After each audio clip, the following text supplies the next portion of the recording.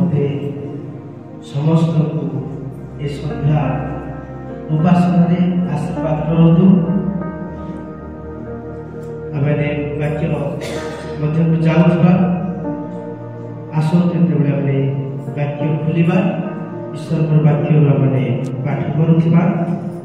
आजिर विषय हेउछि धन्यवाद देवा प्रभु यीशु ख्रीष्ट को जेते थर धन्यवाद देले मध्य ताहा आमन को पाई कम कहीं जानी छथि जे आपण मानकु मते परमेश्वर सदा सर्वदा सुस्थ सबल रखिछंती एवं आमानकर समस्त विषय को से शुणी अछंती। तेणु आम प्रभु को धन्यवाद देवा उचित। आम जिते प्रार्थना करूँ जिते प्रभु के निकट आम जाऊँ से समय प्रभु आम कथा कहती एवं आम प्रार्थना शुणती। प्रभु का नाम धन्यवाद देव। आम प्रथम थेसलोनिके पुस्तक 5 अध्याय 18 पद आम समस्ते पाठ करवा। जन जड़े पढ़ा जे मध्य पढ़ुचंती टिके जोर से पढ़ंतु।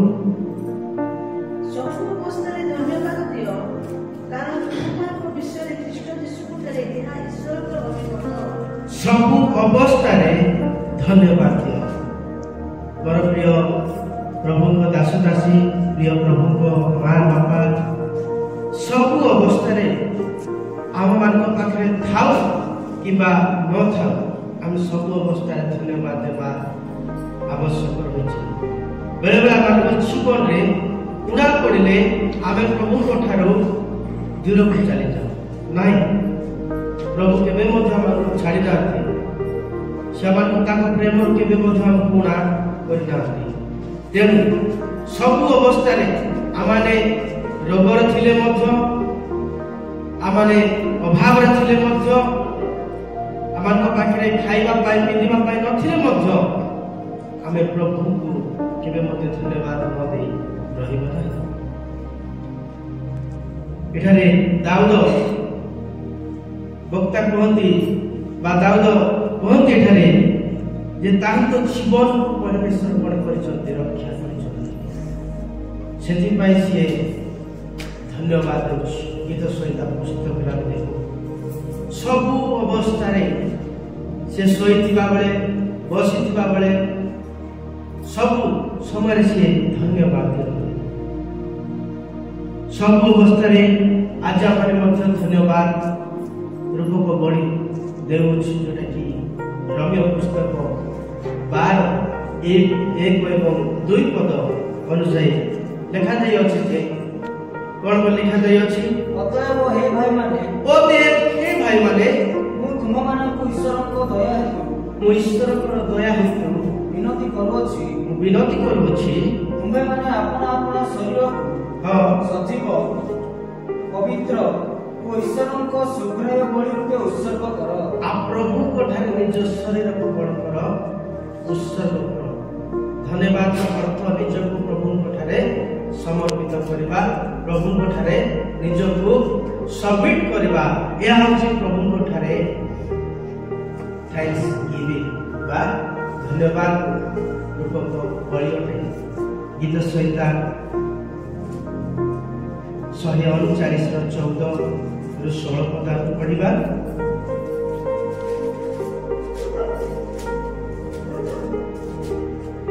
पढ़ंतु मु तुममानकु धन्यवाद देबी।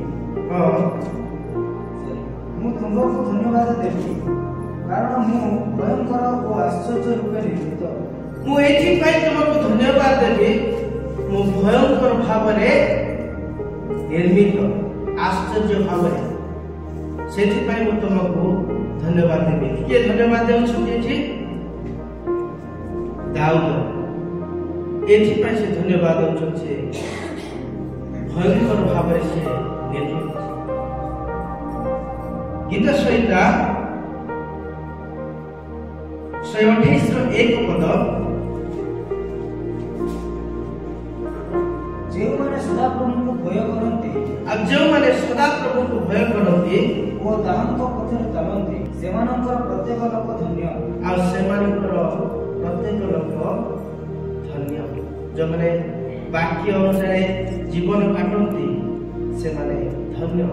ଆଉ ପରମେଶ୍ୱର ସେମାନଙ୍କୁ ପ୍ରେମ କରନ୍ତି ଆଉ ପରମେଶ୍ୱର ସେମାନଙ୍କୁ ସବୁବେଳେ ତାଙ୍କ ପ୍ରତି ଦୃଷ୍ଟି ରଖିଅଛନ୍ତି।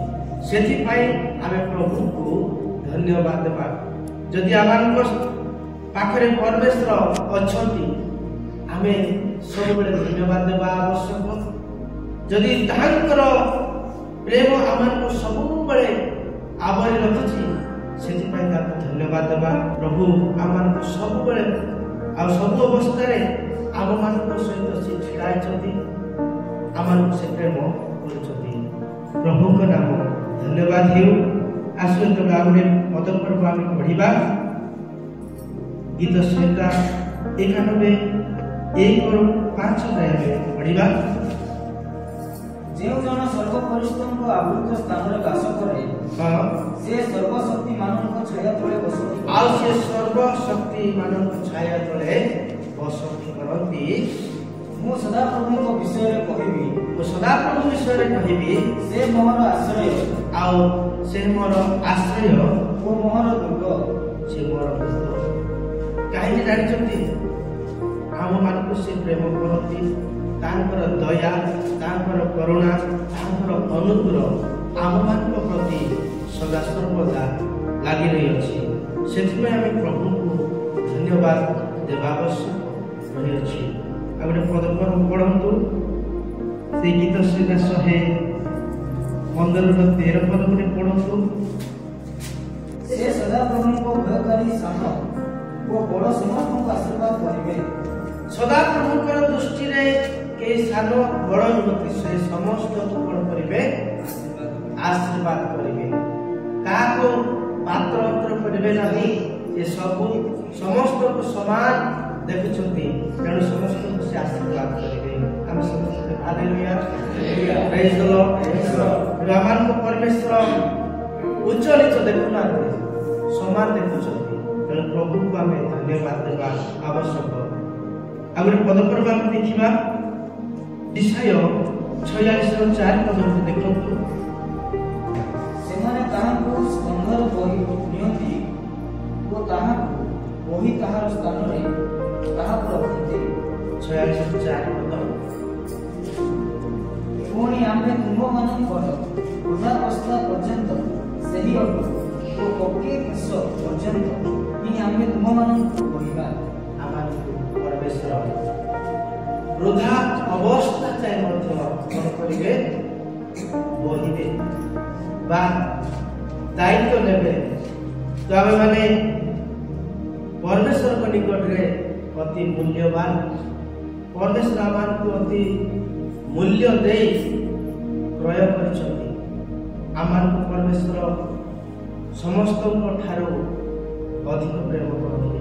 ଯେହେତୁ ତାଙ୍କ ହସ୍ତକୃତ ମନୁଷ୍ୟ, ଆମମାନଙ୍କୁ ପରମେଶ୍ୱର ଜ୍ଞାନ ବୁଦ୍ଧି ସବୁ ବିଷୟ ଦେଇକି ଆମମାନଙ୍କୁ ସେ କ'ଣ କରିଛନ୍ତି? ତିଆରି କରିଛନ୍ତି। ତେଣୁ ପ୍ରଭୁଙ୍କୁ ଆମେ ଧନ୍ୟବାଦ ନ ଦେଇ ରହିପାରିବା ନାହିଁ। ତ ପରମେଶ୍ୱରଙ୍କ ଉଦ୍ଦେଶ୍ୟରେ 5 ପଏଣ୍ଟ ଅଛି, ମୁଁ ଆପଣମାନଙ୍କୁ କହିବି। ଆଶ୍ଚର୍ଯ୍ୟ ଜନ୍ମ ହେତୁ ଆମେ ଧନ୍ୟବାଦ ଦେବା ଆବଶ୍ୟକ। ଆମେ ଆଶ୍ଚର୍ଯ୍ୟ ଭାବରେ ଜନ୍ମ ହେଇଛୁ କି ନାହିଁ? ଆଜି ଯଦି ଆମେ ଜନ୍ମ ହେଇଛୁ ପରମେଶ୍ୱରଙ୍କ ଅନୁଗ୍ରହ ଦ୍ୱାରା ଆମେ এই ସ୍ଥାନରେ ବସିଅଛୁ। 2ରେ ଶରୀରକୁ ସୁସ୍ଥ ସବଳ ରଖିଛନ୍ତି। ଏଥିପାଇଁ ଆମେ ପ୍ରଭୁଙ୍କୁ ଧନ୍ୟବାଦ ଦେବା ଆବଶ୍ୟକ।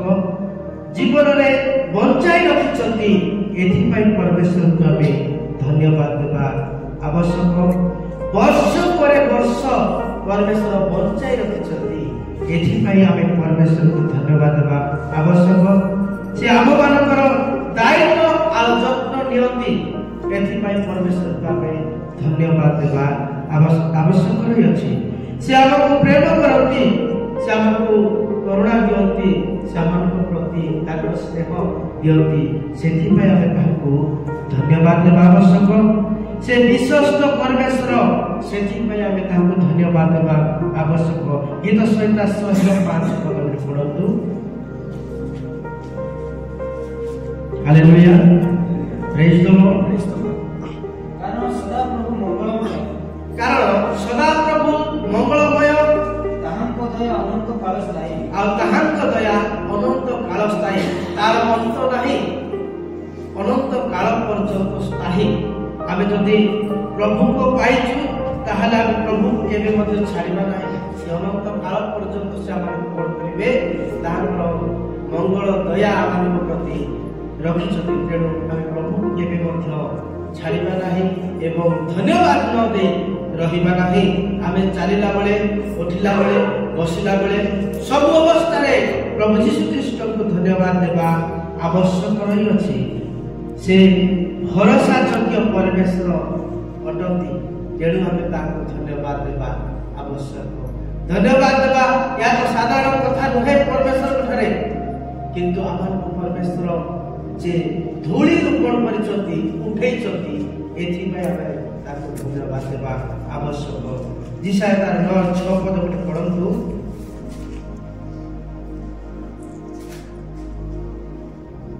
कारण आमମାନଙ୍କ निमंते एक बालक जन्मिछन्ति, आमମାନଙ୍କୁ ଏକ ପୁତ୍ର ଦତ୍ତ ହୋଇଅଛନ୍ତି ଓ ତାହାଙ୍କ ସ୍କନ୍ଧରେ କର୍ତ୍ତୃତ୍ୱ ଭାର ଖୁଆଯିବ। ପୁଣି ତାହାଙ୍କର ନାମ ଆଶ୍ଚର୍ଯ୍ୟ, ମନ୍ତ୍ରୀ, ପରାକ୍ରାନ୍ତ ପରମେଶ୍ୱର, ଅନନ୍ତକାଳୀନ ପିତା, ଶାନ୍ତି ରାଜା ହେବ। ଆଉ ଅନନ୍ତକାଳୀନ ପିତା, ଶାନ୍ତି ରାଜା। ସେଥିପାଇଁ ଆମମାନଙ୍କ ପାଇଁ ଆଉ ଆମର ସମସ୍ତ ପାପର ଭାରକୁ से कौन कले बहन कले, आमको से क्षमा देले। सेतिपाई आमे ताको करबा धन्यवाद देबा। सेतिपाई से आमको मधे जन्म कोन नै छथि। प्रभु को नाम धन्यवाद देउ। से आश्चर्य मंत्री जिसाय 55:8 एवं 9 पद। जेहेतु सदा प्रभु कहंती, जेहेतु सदा प्रभु कहंती, आमर संकल्प सकल, आमर संकल्प सकल तुमମାନଙ୍କର संकल्प परि नुहे। आ तुमମାନଙ୍କର संकल्प परि नुहे। कियोबा तुमମାନଙ୍କର मार्ग सकल, आ तुमମାନଙ୍କର मार्ग सकल आमर मार्ग परि नुहे। आ आमर मार्ग परि नुहे। कारण पृथ्वी अपेक्षा आकाश मंडल जेपरि उच्च, सेपरि आमर मार्ग सकल तुमମାନଙ୍କର मार्ग अपेक्षा ओ आमर संकल्प सकल तुमମାନଙ୍କ संकल्प अपेक्षा उच्चतर अटे। आ परमेश्वरଙ୍କର मार्ग उच्चतर। आमମାନଙ୍କର चिंता, प्रभु यीशु ख्रीष्टଙ୍କର चिंता बा पिता परमेश्वरଙ୍କର चिंता आमठाରୁ अति उच्च। तेणु प्रभु को आमे धन्यवाद देबा आवश्यक।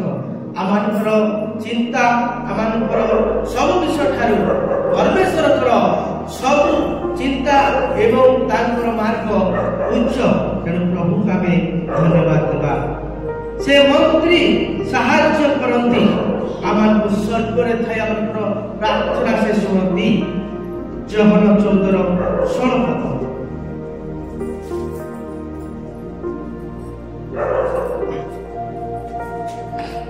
हालेलुया। आओ ମୋ ପିତାଙ୍କୁ ଅନୁରୋଧ କରିବି, हाँ ପୁଣି ତୁମମାନଙ୍କ ସାଙ୍ଗରେ हाँ ଚିରକାଳ ରହିବା ନିମନ୍ତେ हाँ ସେ ତୁମମାନଙ୍କୁ ଆଉ ଜଣେ ସାହାଯ୍ୟକାରୀକି हाँ ଅର୍ଥାତ୍ हाँ ସେହି ସତ୍ୟମୟ ଆତ୍ମାଙ୍କୁ ଦେବେ। से सत्यमय आत्मा को देबे। आम मानक पाए जे वासस्थान कोन करछथि प्रस्तुत करी अछथि। आम मानक पाए केते चिंता करछथि परमेश्वर। आम मानक पाए तांकर चिंता देखो आश्चर्य भाबरे आम पाए चिंता कर रखिछथि जे आमे को स्थान रहिबा, आमे कोन करिबा। प्रभु आम देखुछथि। सेति पाए आम प्रभु को धन्यवाद देबा।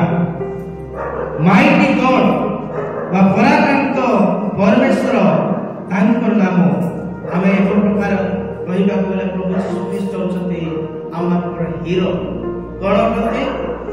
आमମାନଙ୍କର परमेश्वर हीरो अटती। तेणु तांकर नाम धन्यवाद। फिलिपियो 4:13 पद। ମହାର ଶକ୍ତିଦାତା मोहर शक्तिदाता साहाय्य ମୁଁ ସମସ୍ତ କରିପାରେ। हालेलुया तमे समस्त कहिबा हालेलुया मोहर शक्तिदाता साहाय्य मु समस्त विषय करि पारे जेतु परमेश्वर आम मानकु शक्ति जोगाते सामर्थ्य दियते सब जिनिस हमको से प्रदान करते सेति में हम कोन करबा दरकार धन्यवाद देबा थैंक्स गिविंग ଆଉ ସେମାନଙ୍କ ଗୃହରେ ଥିବା ମଣ୍ଡଳୀକୁ ନମସ୍କାର ଜଣାଅ। हां ମୋର ପ୍ରିୟ ଚେପାଇ ନେତାଙ୍କୁ ନମସ୍କାର ଜଣାଅ। ସେ ଖ୍ରୀଷ୍ଟଙ୍କ ଉଦ୍ଦେଶ୍ୟରେ ଆସିଆର ପ୍ରଥମ ଫଳସ୍ୱରୂପ। ଆସିଆର ପ୍ରଥମ ଫଳସ୍ୱରୂପ ଅନେକ ବିଷୟ ଏ ସ୍ଥାନରେ ଲେଖାଯାଇଛି ଆଉ ଅଧିକ ମଧ୍ୟ ଲେଖାଯାଇଛି ଅଧିକ ସମୟ ଯିବି ନାହିଁ ତେଣୁ ଆପଣମାନେ ମାଥ୍ୟୁ 28:18 ପଢ଼ନ୍ତୁ।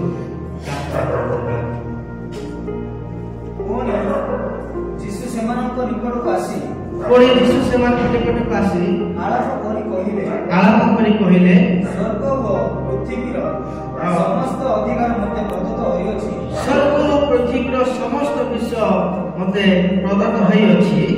ଅତଏବ ତୁମେମାନେ ଯାଇ ସମସ୍ତ ଜାତିର ଲୋକଙ୍କୁ ପିତା ପୁତ୍ର ଓ ପବିତ୍ର ଆତ୍ମାଙ୍କ ନାମରେ ବାପ୍ତିସ୍ମ ଦେଇ ମୁଁ ତୁମମାନଙ୍କୁ ଯେଉଁ ଯେଉଁ ଆଜ୍ଞା ଦେଇଅଛି ସେହି ସବୁ ପାଳନ କରିବାକୁ ଶିକ୍ଷା ଦେଇ ସେମାନଙ୍କୁ ଶିଷ୍ୟ କର।